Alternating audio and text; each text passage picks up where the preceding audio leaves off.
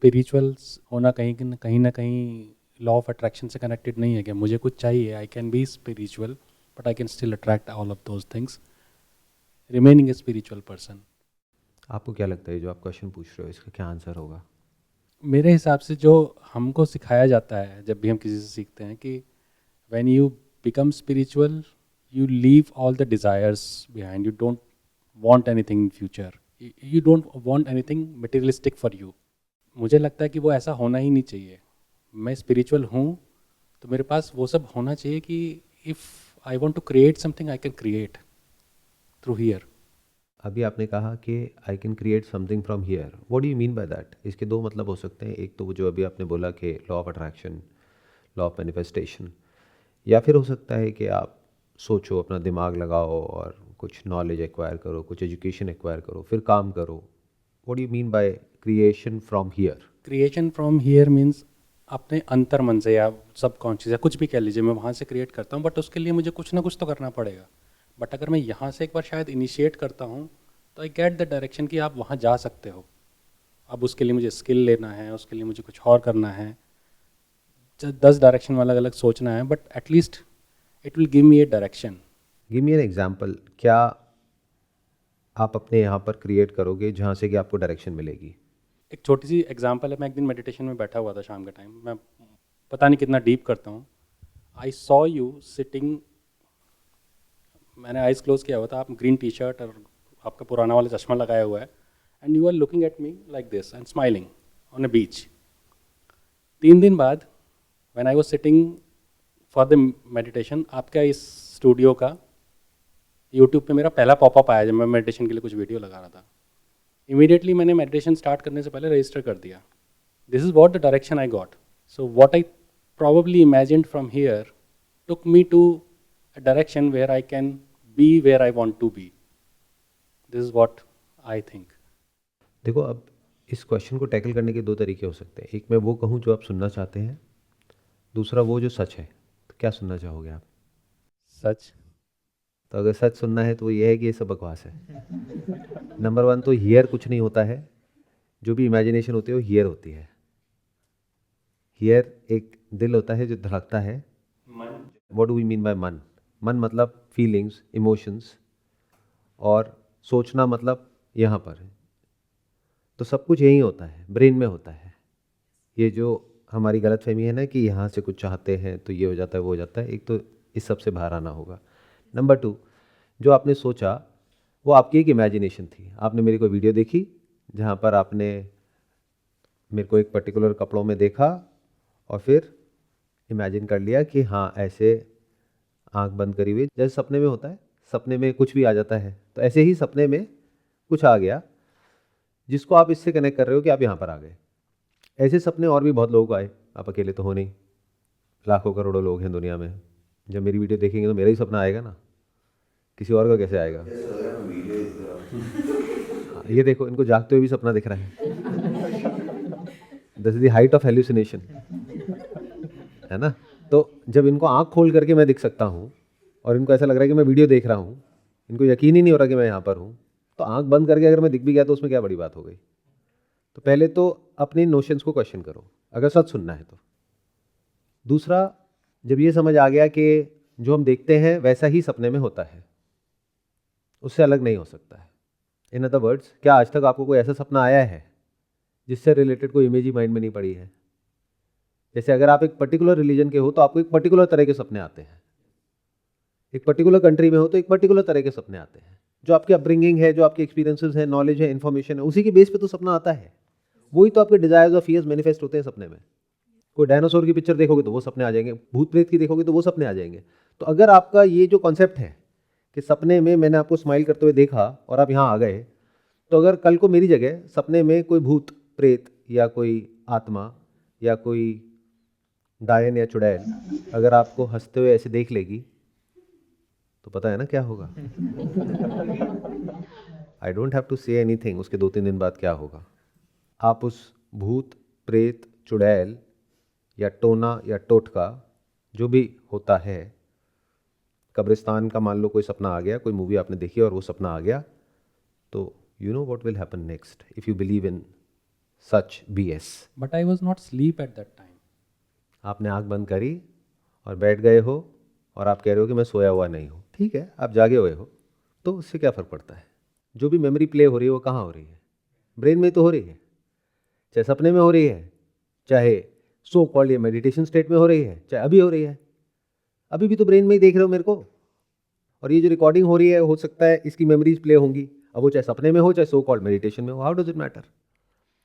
If you can get rid of all this, तो थोड़ा practical हो करके, साइंटिफिक हो करके आप चीज़ों को देख सकते हो। लेकिन याद रखना, आप क्या चाहते हो या दुनिया क्या चाहती है, एक कॉइन है, उसको हमको हेड तो मिल जाए लेकिन टेल नहीं चाहिए। ऐसा हो नहीं सकता है। अगर ऐसी बकवास को आप मानते हो तो इसकी दूसरी साइड को भी मानना। कभी सपने में या अपनी ये सो कॉल्ड मेडिटेशन की स्टेट में, जिसको भी आप दुनिया में सबसे ज़्यादा प्यार करते हो, उसकी मौत देख ली, तो 2 दिन बाद क्या होगा याद रखना। क्या उसके लिए तैयार हो? नहीं सर, वो तो नहीं चाहिए। पॉजिटिव चाहिए, नेगेटिव नहीं चाहिए। ऐसा नहीं होता है। एक लॉ होता है जो दोनों केस में अप्लाई होता है। एक लॉ है लॉ ऑफ ग्रेविटी। ऊपर से किसी चीज़ को छोड़ोगे, नीचे जा करके वो टूट जाएगी। अब चाहे चीज़ को छोड़ो चाहे किसी इंसान को छोड़ो, दोनों ही फटेगा।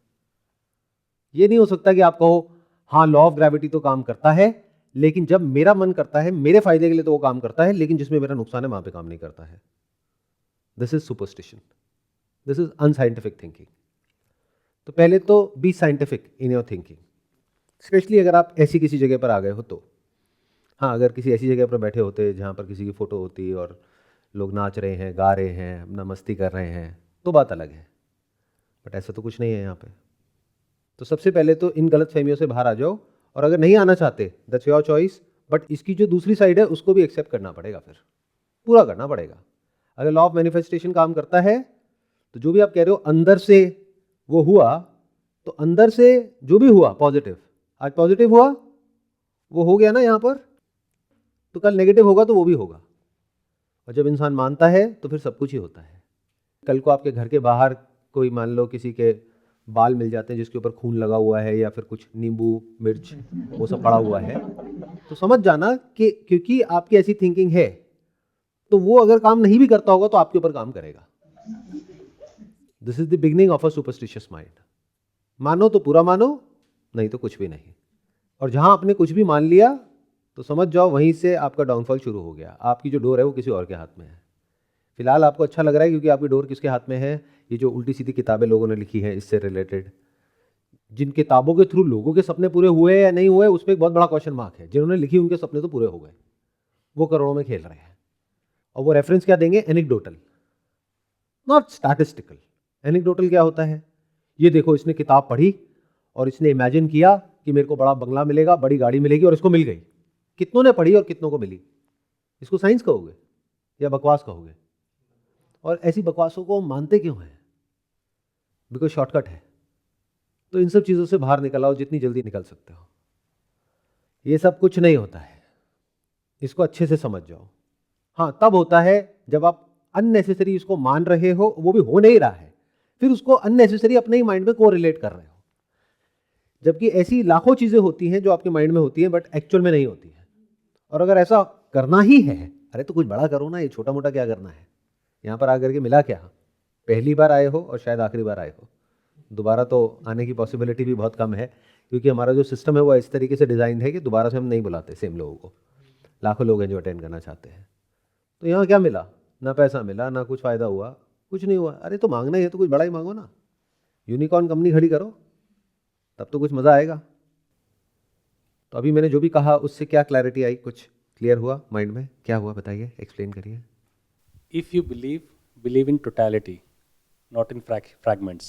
If you believe positive, believe also in negative. If you don't believe, don't trust in this, just believe in actions. That is one. And second, इससे भी एक स्टेप और आगे बढ़ोगे, don't believe in anything. Believing is becoming more and more डम।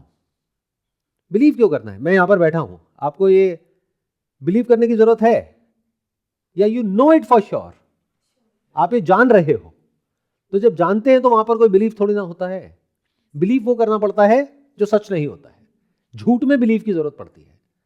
या तो आपको भूत में बिलीव करना है, या कुछ पॉजिटिव भूत प्रेत जो भी उसको बोलते रहो, एंजल्स में बिलीव करना है। हेवन में बिलीव करोगे तो हेल भी साथ में खड़ा हुआ है, याद रखना। तो why do you want to believe जब रियलिटी में ही करने को इतना कुछ है? रियलिटी कम पड़ गई है क्या जो बिलीव की जरूरत पड़ रही है? रियलिटी से बोर हो गए हो क्या? रियलिटी को समझ लिया है क्या?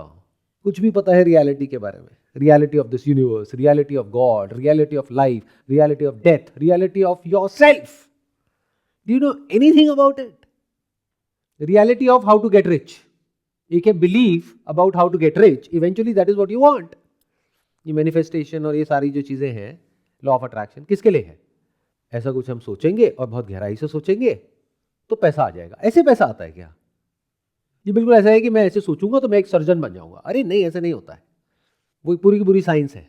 ऐसे ही पैसा कमाना एक पूरी की पूरी साइंस है। ऐसे ही अगर होता अरे तो लॉटरी टिकट को इमेजिन करो, या किसी कैसीनो में वो होता है ना जो तीनों सेम आ जाते हैं, उसके बाद में जैकपॉट लग जाता है, वो इमेजिन करो और जाओ कैसीनो में जा करके खेलो, लगा दो जितना पैसा है। 1 करोड़ लगाओ, 100 करोड़ हो जाएगा, अगर इतना ही कॉन्फिडेंस है तो।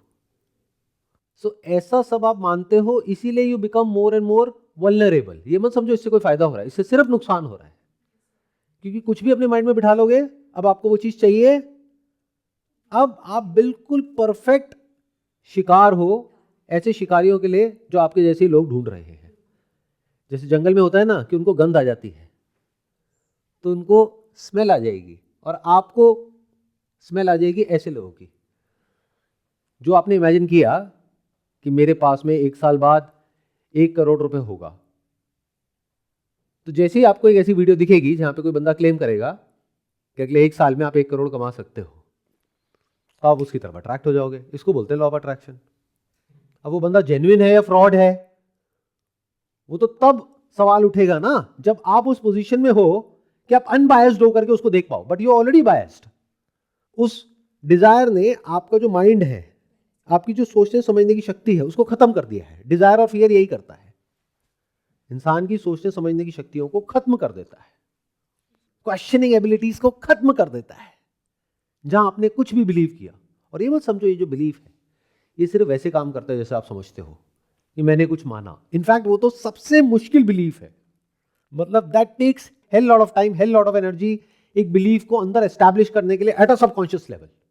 बट ऑलरेडी आपके सबकॉन्शियस में क्या क्या पड़ा हुआ है वो तो कभी हम देखते ही नहीं है।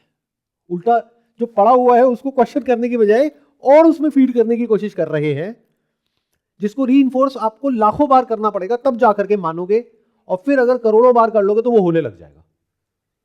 जैसे कुछ मत करो, घर में बैठ जाओ और बोलो कि मेरे कमरे में भूत है, मेरे कमरे में भूत है, मेरे कमरे में भूत है। ये भी छोड़ो, शादी हो गई तो चलो आपकी बात नहीं करते, कोई भी जैसे शादी जिसकी हो गई तो अपने मन में बोलता रहो मेरी बीवी भूत है, मेरी बीवी भूत है, मेरी बीवी भूत है। कुछ दिन में भूत दिखेगी, देखना सारा आपका बिहेवियर चेंज हो जाएगा। अगर 1 लाख बार बोल दो फिर देखो क्या होता है। आपको भूत ना दिखने लग जाए तो बताना, you will start seeing it, manifest हो गया है। बट कितनी बार बोलने के बाद? 1 लाख बार बोलने के बाद। बट इतना कुछ ऑलरेडी आपके सबकॉन्शियस में पड़ा हुआ है, उससे पीछा छुड़ाना इज स्पिरिचुअलिटी।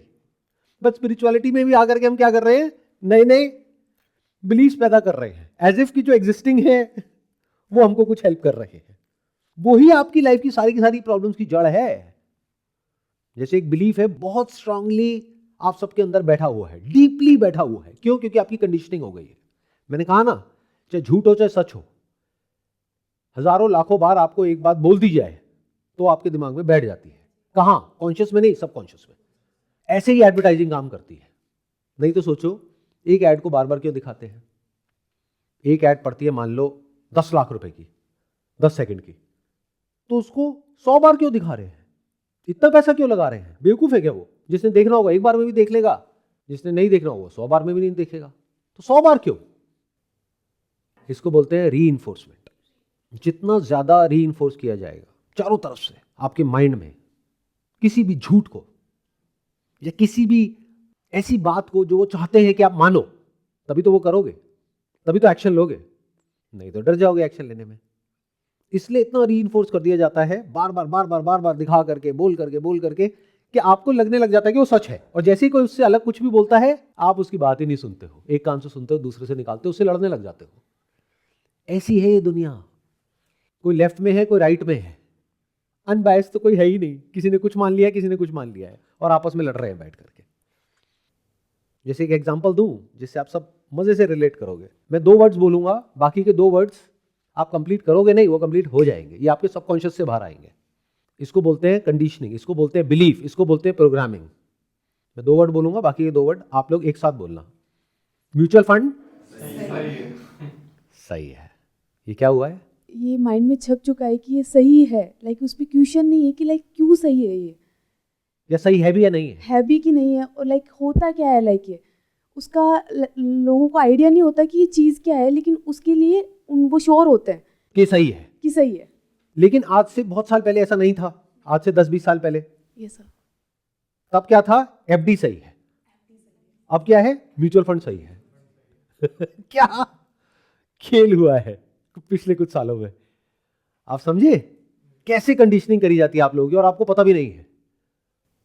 तो आप लोगों के दिमाग में ये तो कंडीशनिंग हो गई कि म्यूचुअल फंड सही है, बट क्या दुनिया में कुछ भी सही होता है?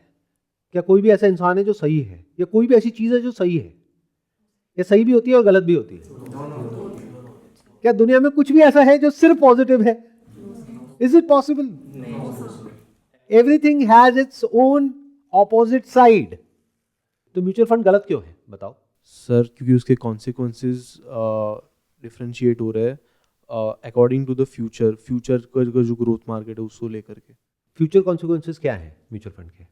फ्यूचर कॉन्सिक्वेंसेस इस तरीके से है कि मान लो बहुत ही बड़ा कुछ चेंज आया मार्केट के अंदर, या फिर बहुत ही बड़ा कुछ गवर्नमेंट ने लॉ चेंज कर दिया, टैक्स में कुछ चेंज हो गया, उसके वजह से सर काफ़ी ज़्यादा फ्यूचर कॉन्सिक्वेंसेस लोगों को फेस करने पड़ेंगे। ओके, और बताइए। सर म्यूचुअल फंड में क्या हो रहा है कि वो म्यूचुअली सब लोगों का पैसा इन्वेस्टेड है उसमें, तो अब वो क्या कर रही है, कोई भी एक जैसे कि ये पर्सन है वो उसको आगे कुछ सेक्टर ऑफ कंपनी सिलेक्ट करता है और उनमें आगे इन्वेस्ट कर देता है। तो अगर वो कंपनियां ग्रो करेंगी तो म्यूचुअल फंड का एनएवी ग्रो करेगा, तब प्रॉफिट बनेगा। लेकिन अगर वो कंपनियां ग्रो नहीं करेंगी तो एनएवी नहीं ग्रो करेगा और म्यूचुअल फंड की जो ग्रोथ है वो नहीं होगी, तो उस वजह से लॉस भी हो सकता है। जैसे मान लो किसी ने 10 की वैल्यू पे एनएवी लिया था, लेकिन वो आज जा चुका है 18 की वैल्यू पे, और उसको लग रहा है कि अब 18 की वैल्यू के बाद अब वो 19-20 जाएगा, तब वो एक्सपेक्ट करके म्यूचुअल फंड सही है वाले कंसेप्ट से उसमें इन्वेस्ट करेगा कि 18 से 19-20 है, मगर उसकी रियलिटी है ये वो 18 से 15 से 12 से 10 जाके 0 भी हो सकता है, तो उसका वो कॉन्सिक्वेंसेस भी है। क्या सिर्फ ये देखना होता है कि जिन कंपनीज में उस म्यूचुअल फंड ने इन्वेस्ट किया है, मान लो 50 स्टॉक्स में इन्वेस्ट किया है, ये 50 स्टॉक्स क्या हैं? 50 बिजनेसेस हैं। तो क्या सिर्फ ये देखना इंपॉर्टेंट है कि 50 बिजनेसेस ग्रो करेंगे तो म्यूचुअल फंड की जो एनएवी है वो बढ़ेगी, या फिर ये भी देखना ज़रूरी है कि किस प्राइस पे बाय किया गया है